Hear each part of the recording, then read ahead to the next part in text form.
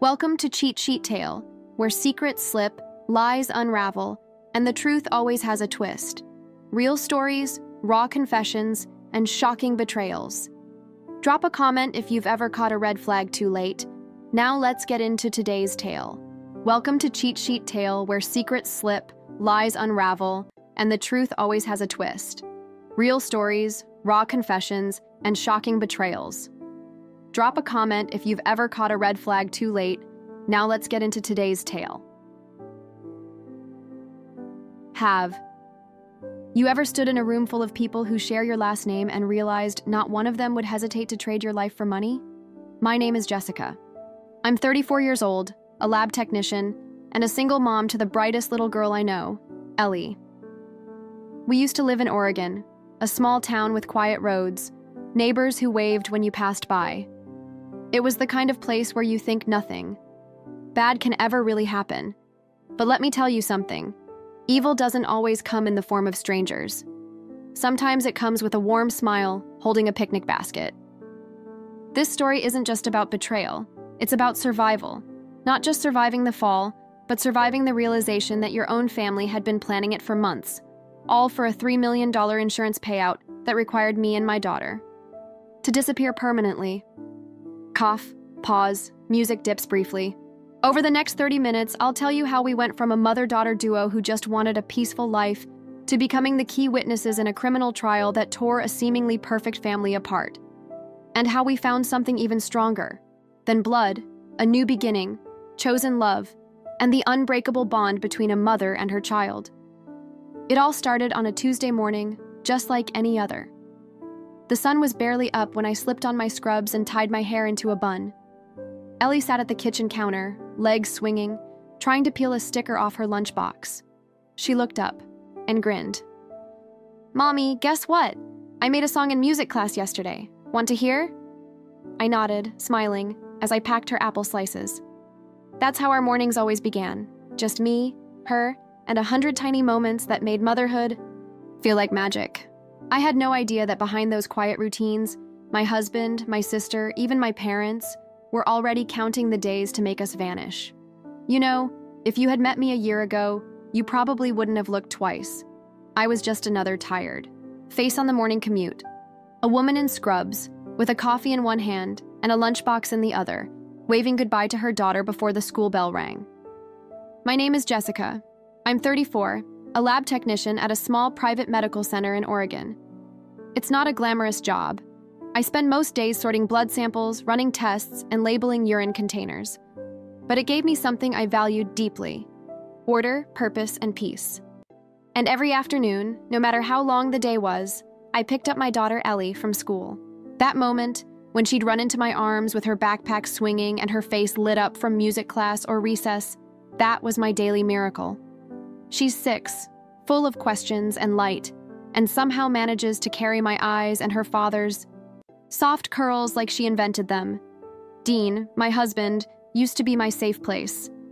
He worked in real estate and traveled often.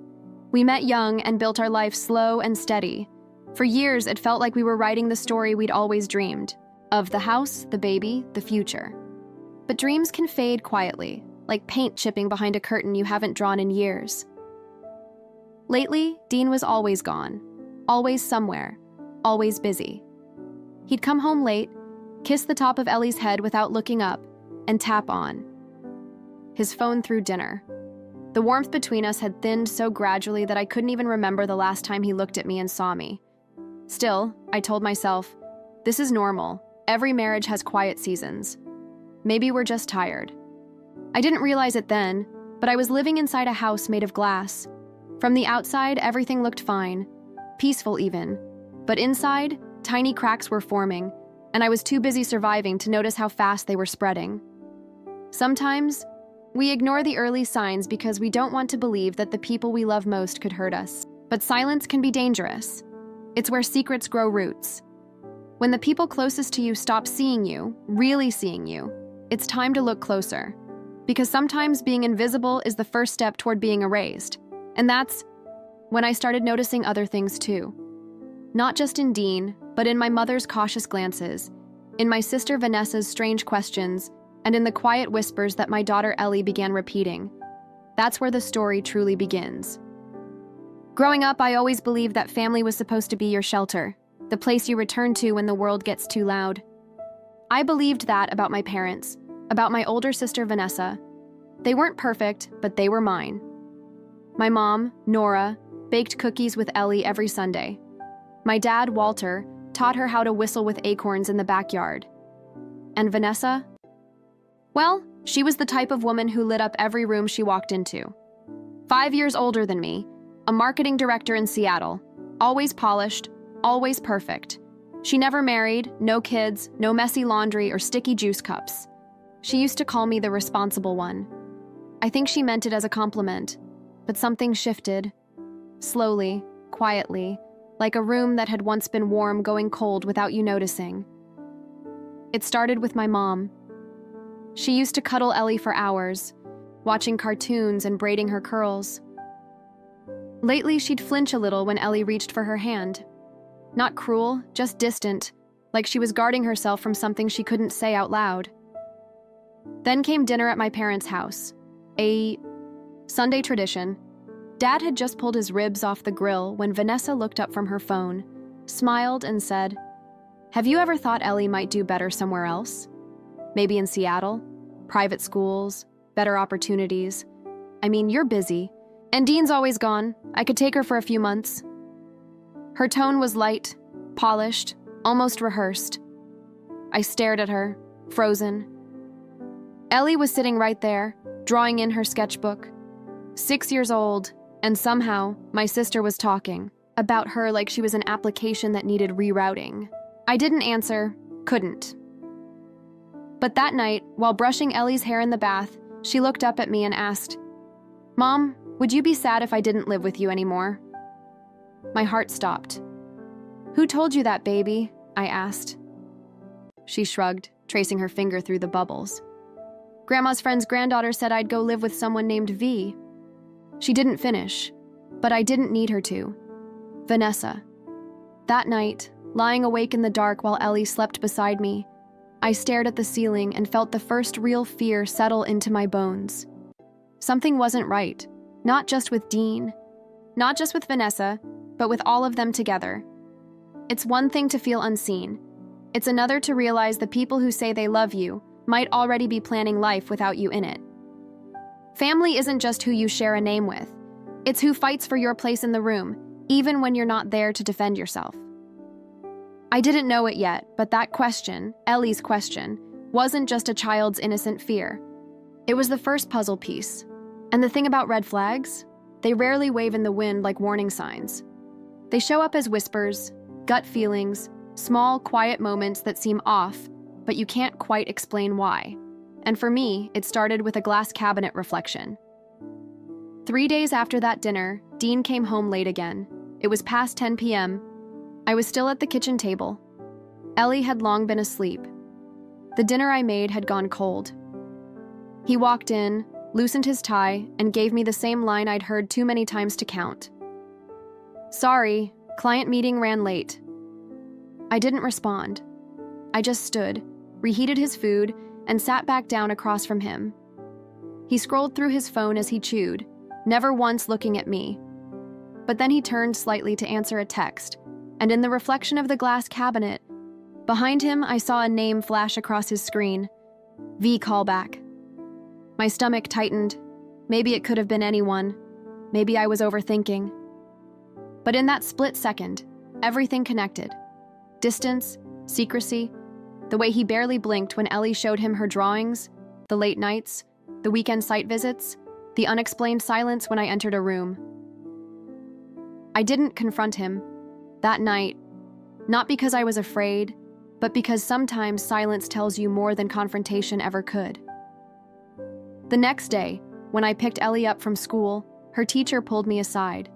She spoke in that soft, careful tone educators use when they're not sure how much to say.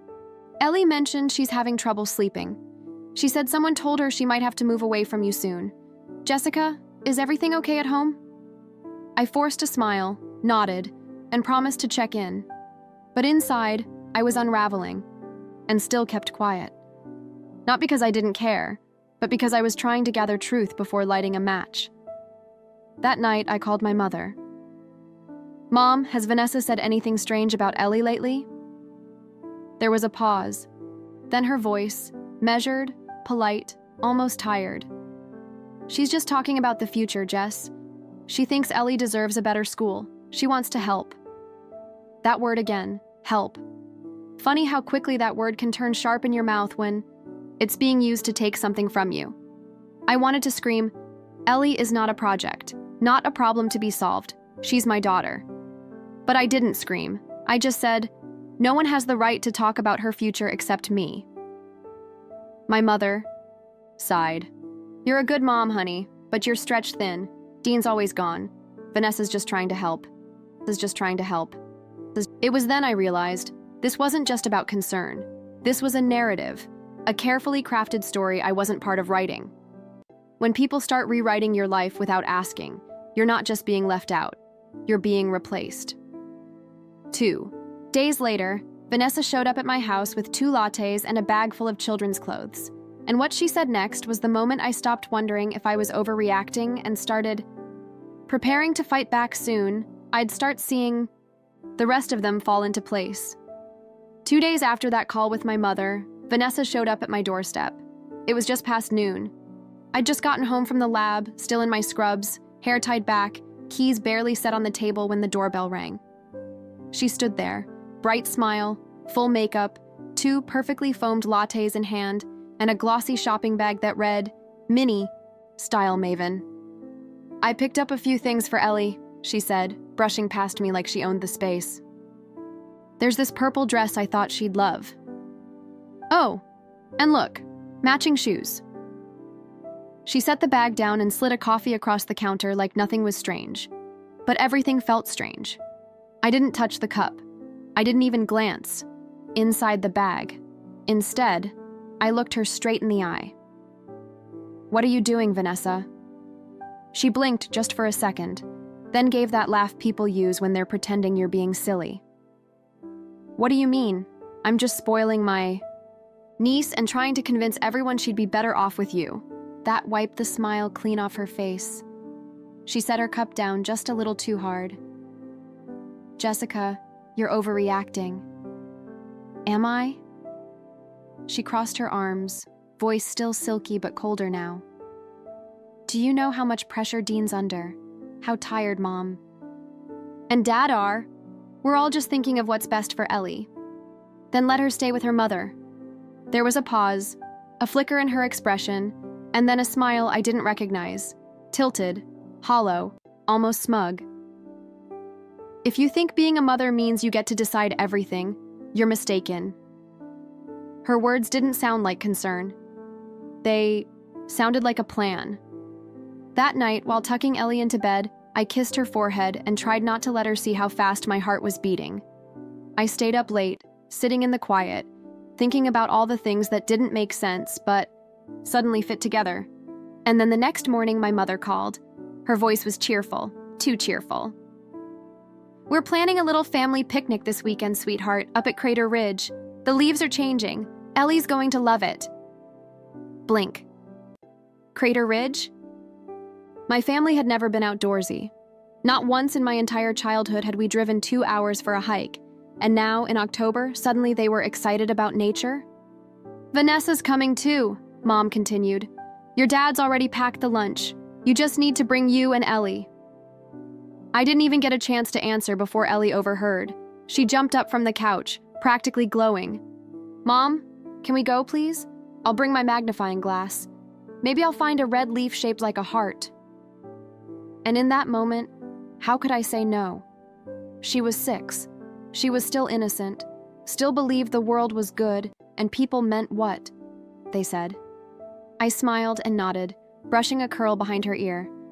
"Okay, baby, we'll go." That night, I told Dean. He barely looked up from his laptop.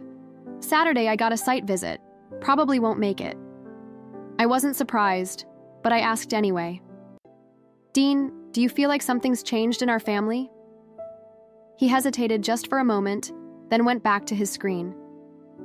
"You're probably overthinking. A little fresh air might do you some good. Maybe. Or maybe the air was the only honest thing left. When something feels off, listen.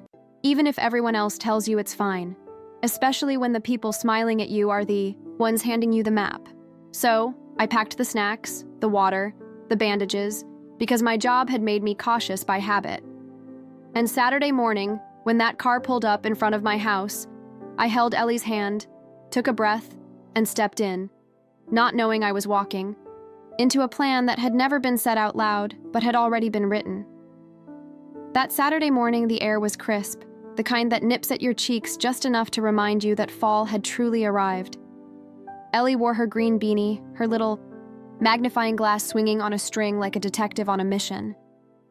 I packed peanut butter sandwiches, fruit, water bottles, even tucked a few bandages and antiseptic wipes into the side pocket of my backpack. Caution had become second nature. My parents' car pulled up right on time. Dad was driving, Mom in. The passenger seat and Vanessa sat in the back, already in her hiking gear. Sleek and new, the kind you wear when you want to look like you hike, not when you actually do. Ellie and I slid in next to her. I smiled, but inside, every nerve was alert. The drive felt longer than 2 hours, or maybe it was just the silence. The kind of silence where everyone's saying something but no one's using words. We reached Crater Ridge just before noon. The trail was quiet, almost too quiet. Sunlight filtered through the trees in ribbons, as if nature was trying to distract us with beauty. Eventually, Dad pulled the car into a small clearing. "From here," he said. "It's a 20-minute walk to the best view in the valley. No one in the family's been there yet." I glanced around. No picnic basket, no blanket, no real food. Just a couple of water bottles tossed in a mesh bag. No compass, no map. That wasn't a picnic. It was a setup. Still, I said nothing. We started walking. Ellie skipped ahead, stopping every few steps to point out leaves and rocks, shaped like hearts or animals. I tried to keep my voice calm. "Stay close, sweetheart." At one point, Vanessa slowed down to match my pace.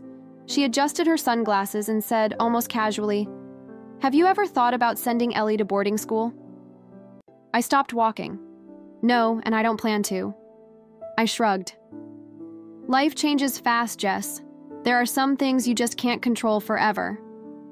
It wasn't what she said. It was the way she said it, like someone reading the next line of a script they'd already rehearsed a few steps ahead. A few steps ahead, Ellie called back. "Mom, there's a high spot up here. You can see the whole mountain." And just beyond her, the trail opened into a wide ledge overlooking the valley. It was stunning, quiet, almost too perfect. And then I saw it. My mother gave Vanessa a look, a signal, just a flick of her eyes.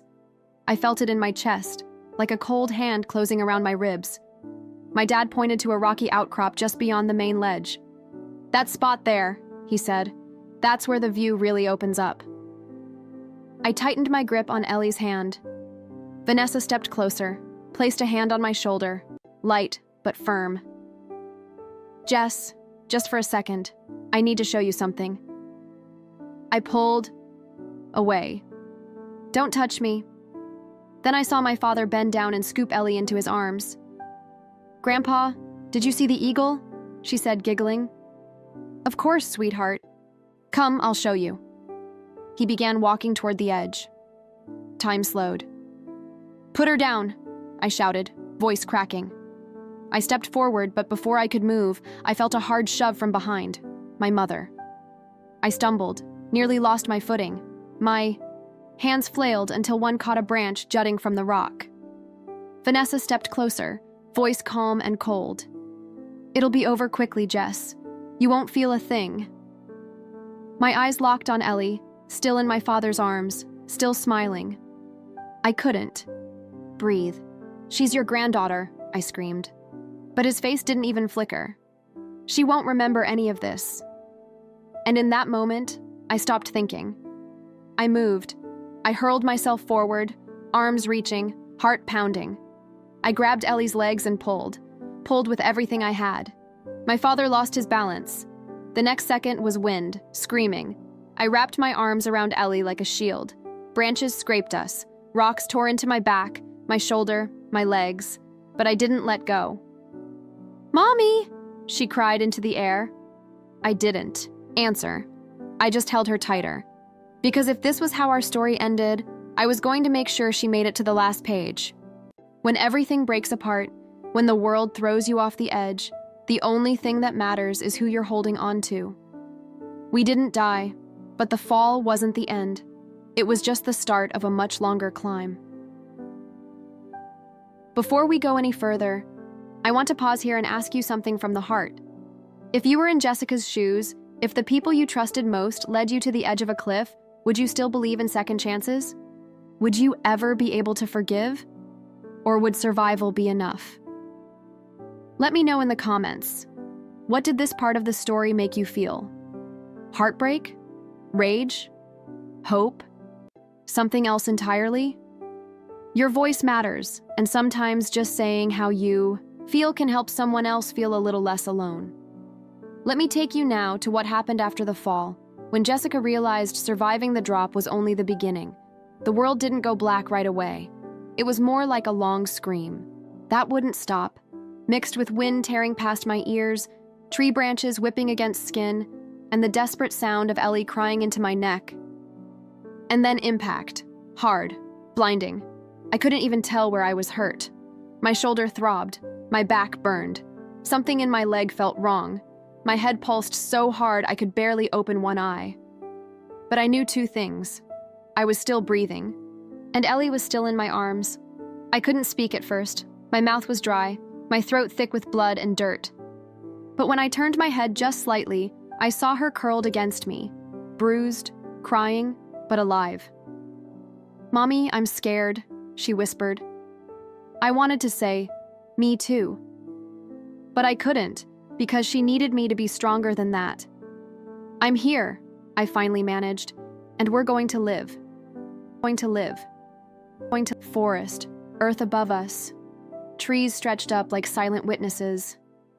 The air was still, not peaceful, but watchful. I kept Ellie close as long as I could, tried not to move too much. Every shift sent a jolt through my body, especially my leg. My wrist was badly swollen too, probably broken. I looked at her and tried to smile. She looked back, her lip trembling. "Mom, are they coming back?" I shook my head. "They think we're gone." And then, just faintly, we heard them. Voices from the top of the ridge. "Do you see anything?" My mother's voice. "No, not moving." My father replied. "Good. No one comes out here. No one's going to find them," Vanessa added. Ellie's breath caught. I pressed my hand gently over her mouth. She understood instantly. She buried her face into my shirt, silent. And as I lay there listening to the people I once called family walk away from the cliff, I felt something shift in me. Something deep, not just pain, not even fear. Vague. Not the kind that explodes, but the kind that burns quietly. The kind that sharpens you. They had made a plan. They thought they could take everything, our lives, our story, our worth, and hide it under forest leaves and silence. But they hadn't counted on this part, that we would survive, that we would remember, that we would speak. And maybe, most importantly, that Ellie would understand. Because after they were gone, she looked at me again. Her voice barely a whisper. "I think I know what they're doing."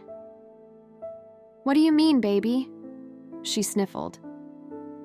"I heard Aunt Vanessa talking to Daddy behind the rose bushes. Once she said, 'It'll all be over soon. We just need Mom to say yes to the picnic.' Daddy said, 'Just do what we planned. The insurance money's coming.' That hit me harder than the fall. They hadn't just wanted us gone. They'd calculated it. They'd written our erasure into a $3 million payout. And my daughter had been the one to hear it. Kids understand more than we think. They see what we miss. They carry what we can't. And sometimes they're the very reason we keep standing. I didn't know how we were going to get out. My leg was barely usable. My wrist, too. Our phone had flown somewhere during the fall. gone. But I knew this. I still had one good hand. I still had my mind. And I still had Ellie. And that was enough. They say survival isn't just about staying alive. It's about choosing to keep moving, even when every part of you wants to stop. That afternoon, lying at the bottom of that cliff, I made a decision. I wasn't going to die there. Not like that. Not on their terms. I looked down at Ellie. Her face, pale but alert. Her hands still clutching my shirt. "Sweetheart," I said softly. "I can't walk well, but you can. If you find a path, you have to promise to be careful, okay?" Her eyes welled with tears. "No, I'm not leaving you." And she meant it. 6 years old, bruised, frightened, exhausted, and still standing by my side without question. I smiled, though my face ached to do it. "Then we'll do it together." I snapped off a branch, using it as a crutch. Slowly, inch by inch, we started climbing away from the place where they left us. It wasn't graceful, it wasn't fast, but it was steady. Ellie walked just ahead, her tiny hand wrapped around mine, guiding me like I was the child and she was the protector. Every step was fire in my bones. My right leg may be broken, my wrist throbbing, my head still spinning. But we kept going, because sometimes the only thing stronger than fear is love. The forest was quiet, too quiet. No trail markers, no signs, just the soft crunch of leaves beneath our feet, and the sound of Ellie's small voice whispering, "We're almost out, Mommy." We walked for what felt like hours. Maybe it was. Time gets strange when you're pushing through pain with no end in sight. But finally, around a bend near a shallow creek, we saw something. A small orange tent, and 2 people, an elderly couple, setting up camp. The woman gasped when she saw us. I must have looked like something out of a horror story. Bloodied, limping, with a child holding me up. She rushed toward us, dropping what she was holding. "Can you hear me?" her husband called. "Out." I opened my mouth to respond, but nothing came out. No words, just a breath. And then everything blurred. I remember Ellie holding my hand. I remember her telling the paramedics in her calmest voice, "My mommy saved me." Then darkness, the kind that finally lets you rest. Survival isn't always loud.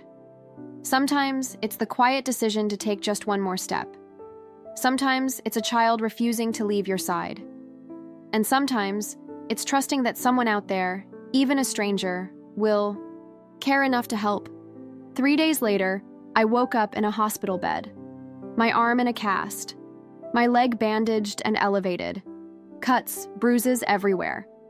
But the first thing I saw was Ellie, sleeping in the chair next to me, still holding my hand. And next to her, a man in plain clothes, calm presence, Teddy voice. "Detective Callahan," he said. "Jessica, I'm here to help, but I need you to tell me what happened." And just like that, it was time to speak. Not just to survive, but to finally be heard. When I opened my eyes in that hospital room, the first thing I saw was Ellie. Her tiny frame curled in a chair beside me, hair tangled, cheeks still dotted with healing bruises. She was asleep, her small hand still wrapped around mine. She never let go. Beside her sat a man with kind eyes and a calm, quiet presence. Detective Callahan. He introduced himself gently and told me what no part of me was ready to hear, but every part of me needed to.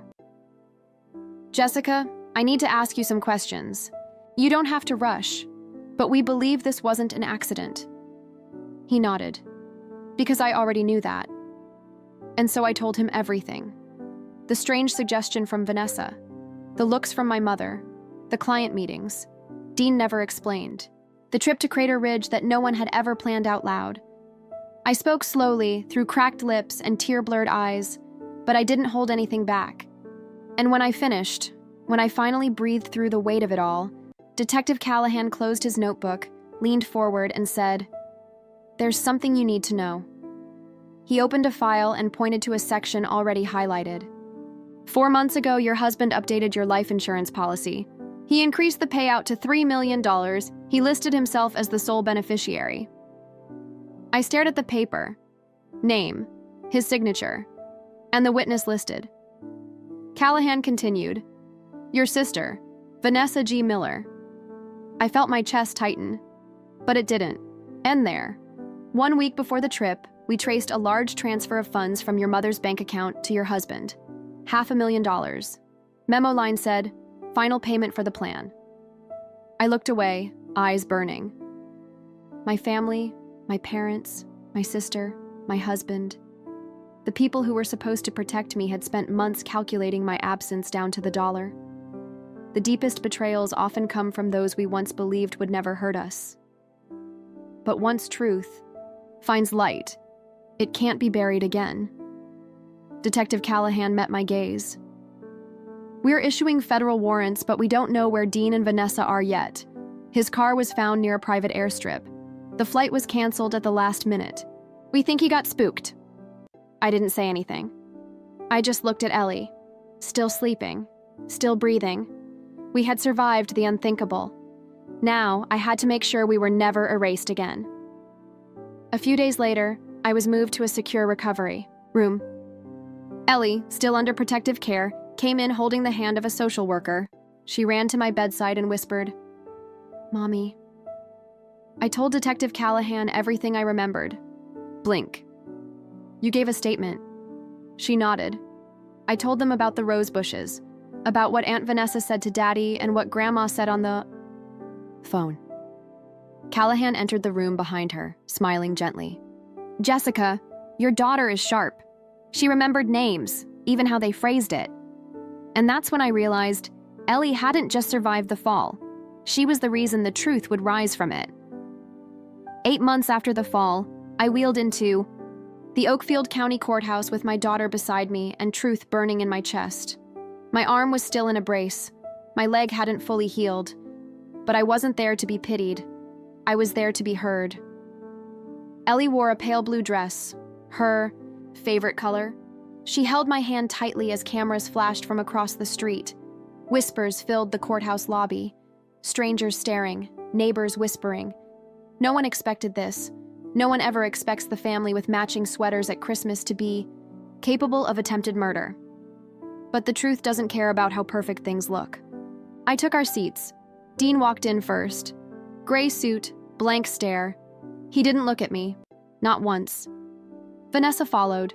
Hair tied neatly, lips tight. Her eyes skated past me, like I wasn't even real.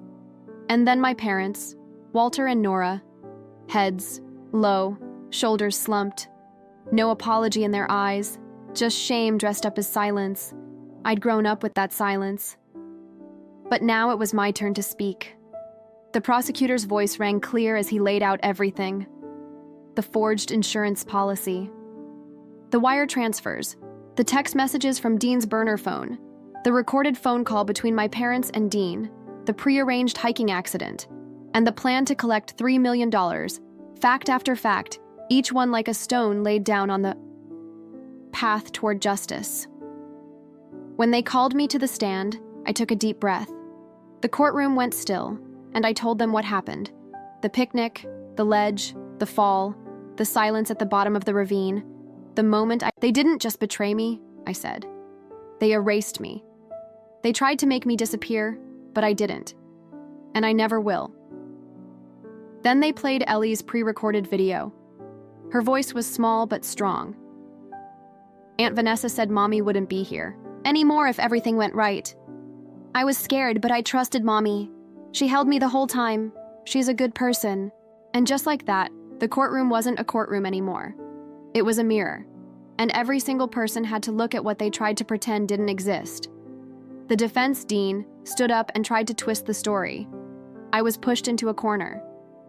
Jessica always controlled everything. I just wanted freedom.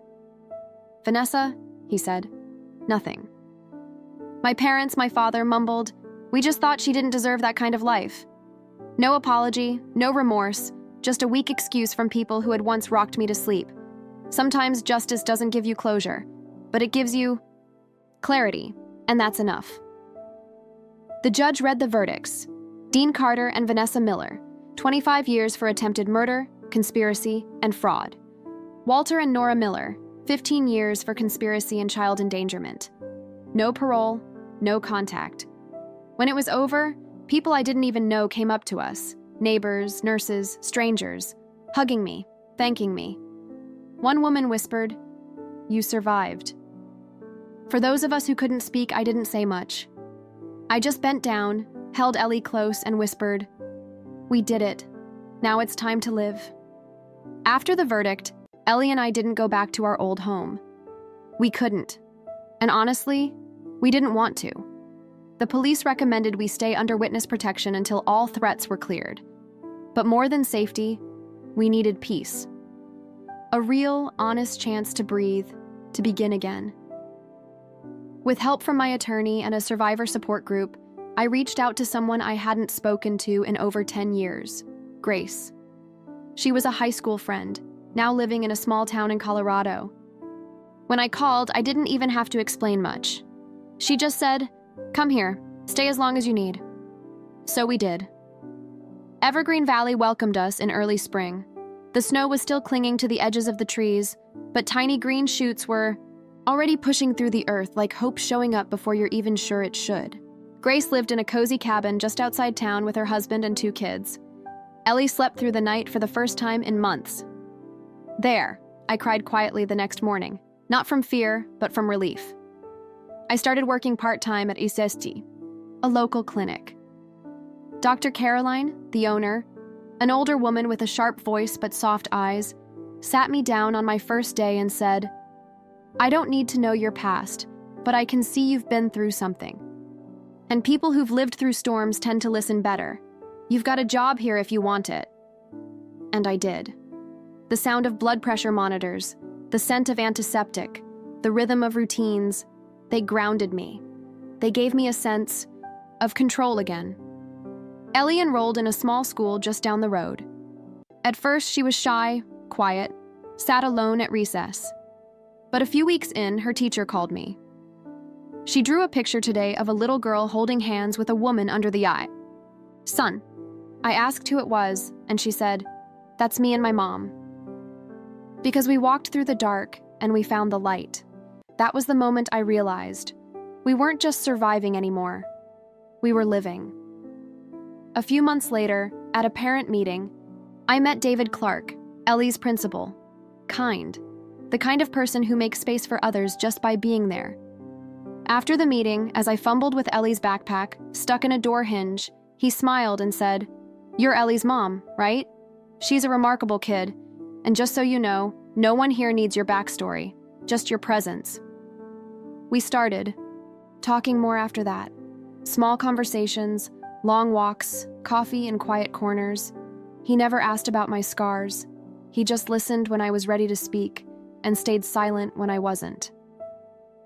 On Ellie's 8th birthday, we had a tiny backyard party. Grace invited the neighbors, my coworkers, and even David. I watched through the window as he knelt to help Ellie tie her scarf back around her neck. His hands gentle, his voice soft.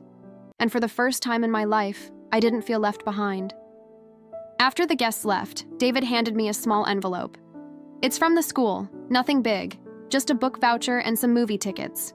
We like to do something small for kids who've been through a lot." I took it, my fingers shaking slightly. "Do you think I asked him. "That family can be something we build, not just something we're born into?" He didn't answer right away. He just looked at me, and in his eyes was every answer I'd ever needed. That night, as I tucked Ellie into bed, she whispered, "Mom, can I call Mr. David Uncle? He's kind, like he belongs to us." I kissed her forehead. "You can call him anything you want, sweetheart, as long as you feel safe and loved. Family isn't made of blood, it's made of choice. Of the people who stay, who see you, not as a burden, but as a blessing. We lost so much, but we found something stronger, something real. And for the first time in my life, I finally believe we are free." Thank you truly for staying with me until the end of the story. Jessica's journey wasn't just about surviving a betrayal. It was about reclaiming her voice, her daughter, and her future. And if there's one lesson I hope you carry with you, it's this. Family isn't always who shares your blood. Sometimes it's who holds your hand in the dark and never lets go, even when the world turns its back. Love, real, chosen love, can still find a way in. I'd love to hear what this story meant to you. What did you feel? What part stayed with you the most? Leave a comment below and share your heart. You never know who might need to read your words today. And if this story moved you even a little, please don't forget to like, share, and subscribe.